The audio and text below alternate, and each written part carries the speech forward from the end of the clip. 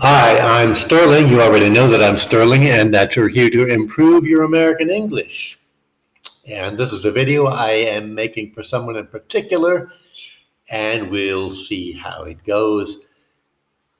I'm doing something new for more advanced students who need to improve their listening and pronunciation skills. I've already gone through this document with my student in class. Then after we review that written document version in class, I'm going to record a video version of the same text, speaking in normal speed. So here it is. I'm also going to supply subtitles so you can turn them on or off as you prefer. So here we go. It could be fun and entertaining to tell stories of cultural differences that we've experienced in the process of adjusting ourselves to a new life in Mexico. It takes a while, sometimes a significant period of time, to get used to certain cultural differences. Some cultural differences are just behavior patterns. Over time, I've noticed that they seem less pronounced in general as time passes. And this is not because people or their behavior changes. Rather, it's probably because I'm getting more used to knowing what to expect. Actually moving to another country is quite different from just visiting there. In this and future similar documents, I'm going to focus on some particular positive steps that could be taken to reduce the feeling of cultural differences. We have a choice in life of focusing on the negative and complaining about it, or accepting that things simply are the way they are. But that attitude does not preclude me from pointing out negatives and suggesting positive steps that could be taken, which might help everyone to get along and feel better about everything in general. One of the characteristics about Mexico that I really love is that there are there are rules and laws, but then in life practice, rule and law isn't really as absolute or fixed as it is in the United States or Europe. I suppose this could be a general Latin feeling, but my experience with other Latin American countries is minimal, to say the least. I can only talk about Mexico. Another cultural point that we have experienced is that bureaucratic processes in general happen much more inefficiently than they need to happen. I'm going to talk about our process of getting a Mexican residency permit as a great example. On the one hand, the process is not so bad for people who come to Mexico from another Spanish-speaking country. With respect to the way rules and laws can be bypassed here, I recognize that perhaps it could have been easy to speed up the process by greasing a few palms here and there. We chose not to do that. We chose to do it the right way and follow the rules as best we could. Fortunately, we got all of these formalities out of the way before the restrictions of the pandemic went into full swing. Both my wife and I first applied for and received our temporary residence permits for 1 year initially. And since we arrived on the first day of 2019, our residency permit would have to be renewed before the beginning of 2020. We, like everyone else, were offered the option of paying for our residency permit annually with a period of validity for up to 4 years. Initially, we chose a 1-year period. Then, after the termination of our first year, we were absolutely certain of our intentions to stay permanently. Accordingly, when our permits came due for renewal, we thought it would be best to simply pay for the longest extension possible. The Mexican system allows for a temporary residency permit valid up to the beginning of the 5th year. At the end of the 4th year of temporary residency, the permit holder's residency status changes from temporary to permanent.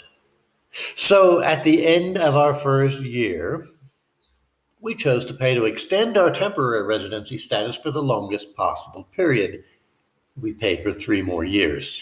Accordingly, when my present temporary residency card expires at the end of 2022, I will have lived here for 4 years.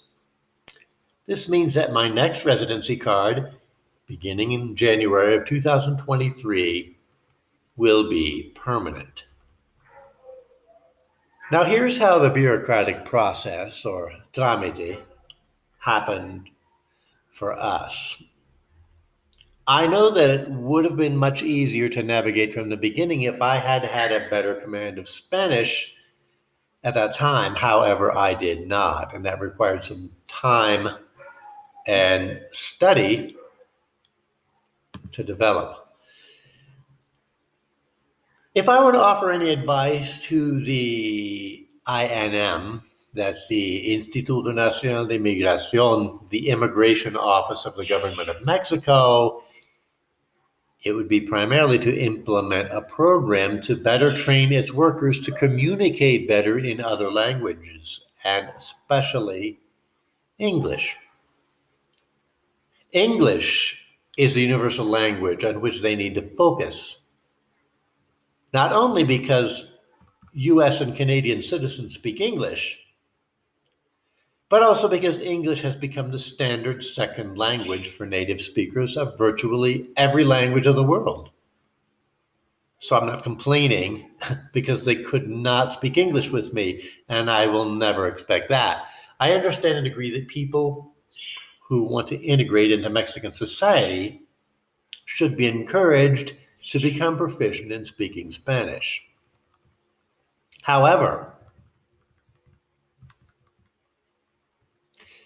because the immigration of US citizens, and I suppose probably Canadian citizens, who bring with them a steady and reliable source of cash from a source outside of the Mexican economy, it would be in Mexico's best interest to make the immigration process simple and easy to navigate.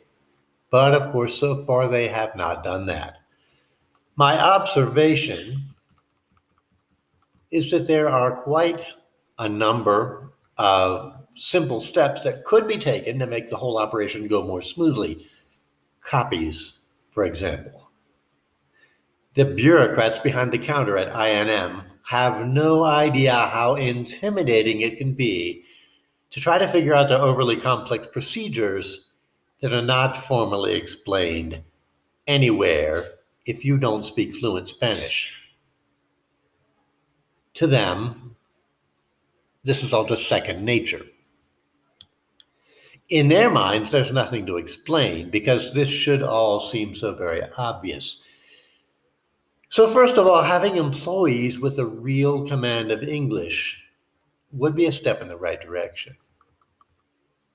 Secondly, it would be both convenient and profitable for them to add some simple changes, which could include the acquisition of some extra equipment, as well as the simplification of procedures that could help applicants do the process in a much shorter period of time. For example, there's only one computer terminal available to the public for the process of submitting official documents.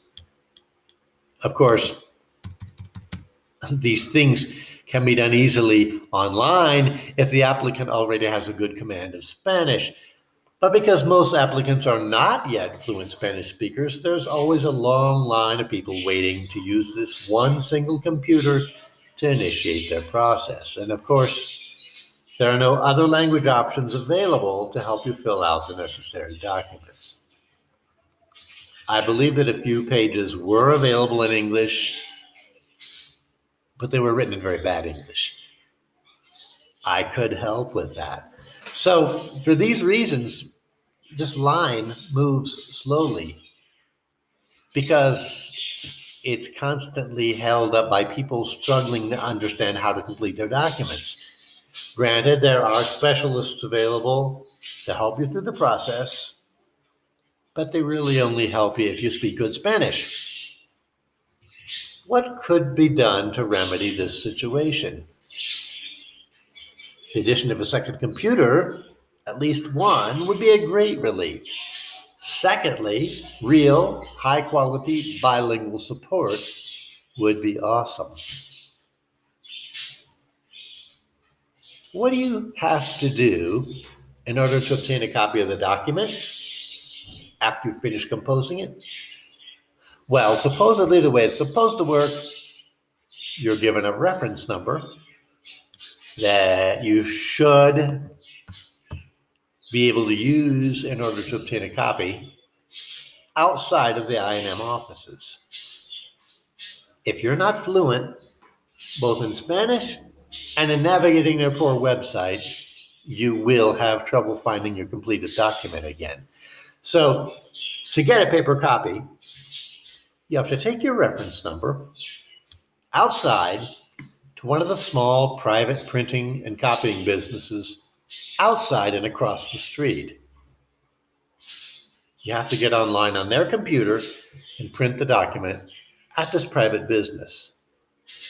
It will cost 5 to 10 pesos, and it will cost you another hour of your time or more, depending on the number of people waiting to do the same thing. I have an idea, a clever solution.